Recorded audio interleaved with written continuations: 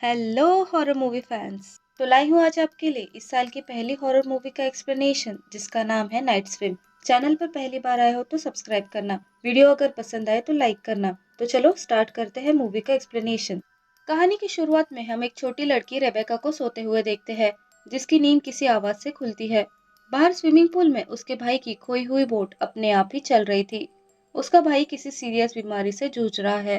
Rebecca उसे कहती है कि उसकी बोट मिल गई है और अब वो उसे ले आएगी। फिर वो अकेले ही पूल के पास जाकर उस बोट को निकाल रही थी। तभी कोई इनविजिबल एंटिटी उसे पानी में खींच लेती है। पानी के अंदर से उसे उसकी माँ नजर आ रही थी, जो उसकी तरफ हाथ बढ़ाती है। लेकिन बाहर आने पर वहां कोई नहीं था।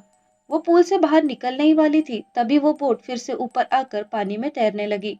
रेबेका के पीछे मुड़कर आगे बढ़ते ही किसी इनविजिबल फोर्स ने उसे पानी में खींच लिया। रेबेका मदद के लिए चिल्ला रही थी, पर इसका कोई फायदा नहीं होता। वो इविल एंटिटी उसे अपने साथ ले गई। फिर अगले सीन में हम वॉलर फैमिली को देखते हैं, जो एक अच्छे घर की तलाश में थे। रे एक फेमस बेसबॉल प्लेयर था, पर फिजिकल इंजरी के चलते उसे अपना करियर छोड़ना पड़ा। उसकी वाइफ ईव एक स्कूल टीचर है और उनके दो बच्चे हैं, एलियट और इजी। अब ब्रोकर उन्हें एक घर दिखाने लाई थी, जो उन्हें काफी पसंद आता है और वो उनके बजट में भी था। अब वो घर के पीछे बना स्विमिंग पूल देखने आते हैं। रे और ईव तो काफी खुश थे कि इतने सस्ते में उन्हें घर के साथ एक पूल भी मिल रहा है।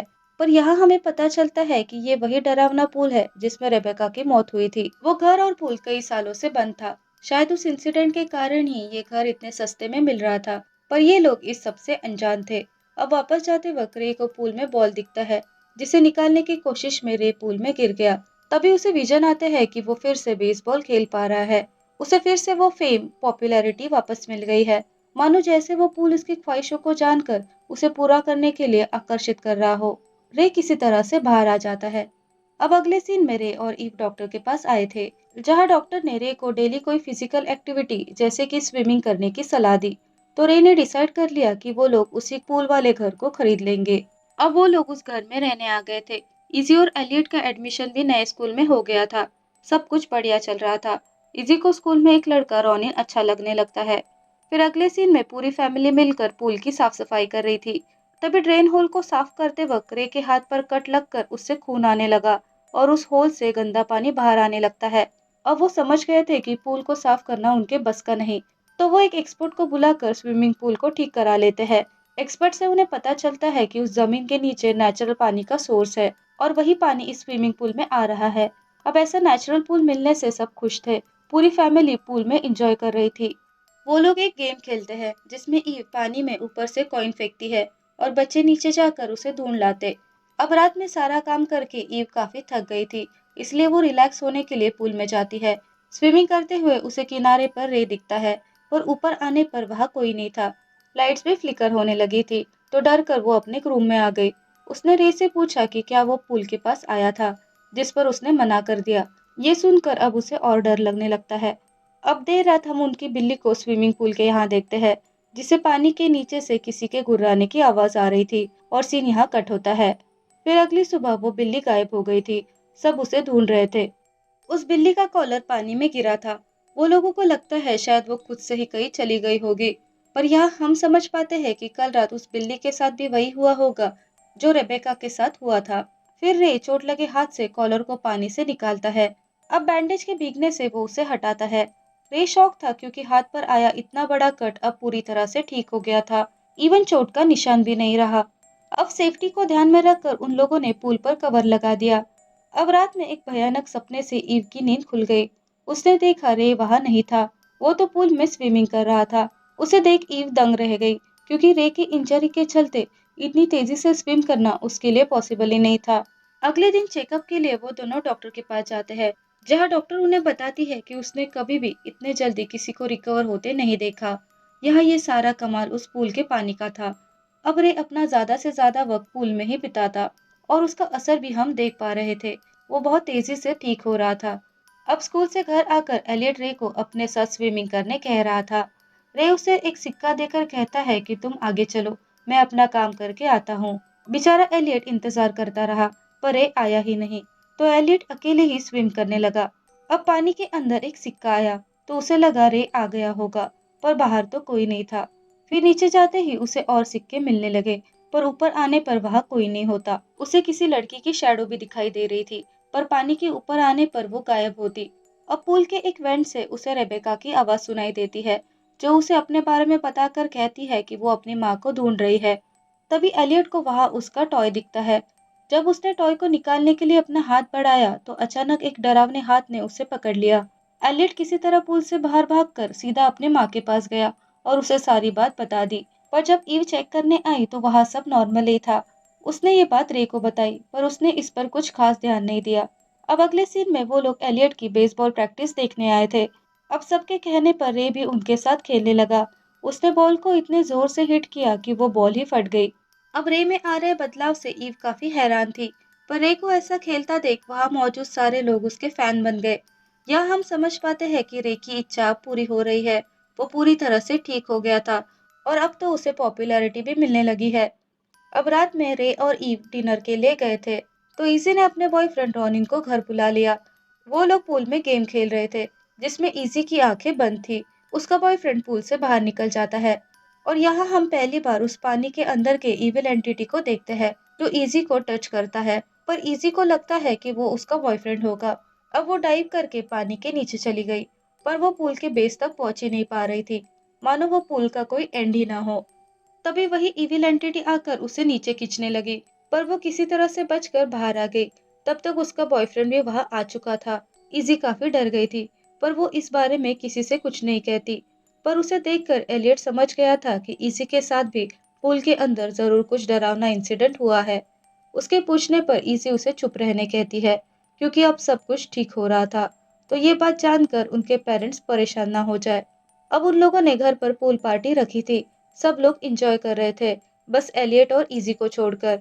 एलियट कैमरा से पार्टी की रिकॉर्डिंग कर रहा था और उस रात के हादसे के बाद से तो इजी पूल में पैर रखने से भी डर रही थी।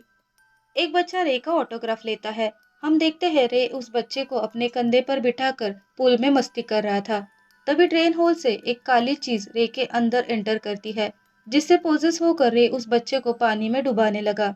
ये चीज एलियट ने देख ली और उसने अपनी माँ को सब कुछ बता दिया। अब उस बच्चे को बाकी लोग बचा लेते हैं। रे को भी पानी से बाहर निकाला जाता है। उस बच्चे के पेरेंट्स ने पुलिस को बुला लिया था, पर ईव ने उनसे माफी मांगकर रे के बीमारी का कारण देकर किसी तरह मामले को रफा दफा कर दिया। ईव समझ गई थी कि ये सब पूल के पानी के कारण हो रहा है, तो वो लोग उसी वक्त उस घर को छोड़कर जाने लगे।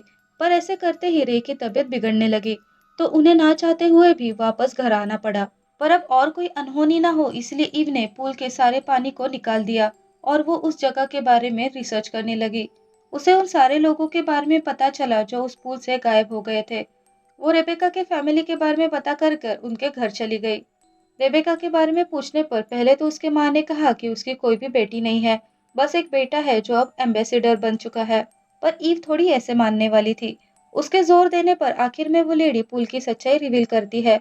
वो बताती है कि कई सालों पहले उस पुल की जगह स्प्रिंग वाटर हुआ करता, जो लोगों की इच्छाएं पूरी कर सकता है, लेकिन बदले में सेक्रीफाइस मांगता है। तो उसने भी अपने बीमार बेटी को ठीक करने के बदले में रेबेका को सेक्रीफाइस कर दिया। वो अपनी बेटी को डूबते हुए देखती रही और इस सेक्रीफाइस के कारण ही उसका बेटा एकदम ठीक हो गया। तो ईव समझ गई रे ने भी पूरी तरह ठीक होने की विश मांगी होगी, जिसकी वजह से वो इतनी जल्दी रिकवर हो गया। पर इसके बदले में अब पानी उनसे सेक्रीफाइस लेगा। तभी अचानक वहां के पानी में हलचल होने लगी और वो लेडी का बिहेवियर बदल जाता है। हम उसकी आंखों से काला पानी आते हुए देखते हैं। मतलब विष मांगने वाला इंसान हमेशा के लिए उस पानी के वश में हो जाता है। अब वो पानी रे पर भी हावी होने लगा था। हम देखते हैं कि पुल भी अपने आप ही भरने लगता है। एलियट जो पानी पी रहा था उसमें भी हलचल हो रही थी। उसे बाहर अपनी बिल्ली की आवाज आती है, तो वो उसे देखने जाता है। तभी पीछे हम ग्रास को अपने आप ही मुंह होते देखते हैं।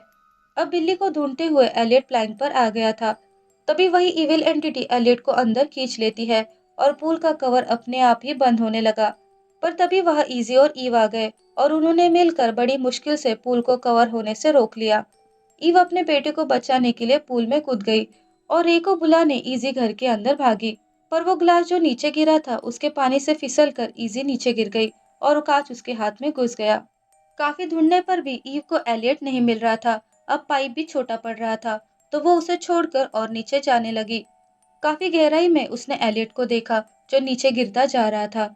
अब उसको साथ लेकर ईव ऊपर आने की कोशिश कर रही थी। पर वो सारे लोग जिनकी इस पूल में डूबकर मौत हुई थी, वो सारी आत्माएं उसे ऊपर आने से रोक रही थी, जिससे ईव रास्ता भटक कर ऊपर आने की बजाय और नीचे जाने लगी। पर तभी वहां रेबेका आई और उसने उसी स्माइली वाले कॉइन से उन्हें सही रास्ता दिखाया। उसकी मदद से ईव और एलियट की जान बच गई। वहीं दूसरी तरफ घर में रे इजी को मारने की कोशिश कर रहा था। वो उसे बचकर छुप रही थी। तो रे बाहर पूल के पास आ गया, जहां ईव अभी भी एलियट को होश में लाने की कोशिश कर रही थी।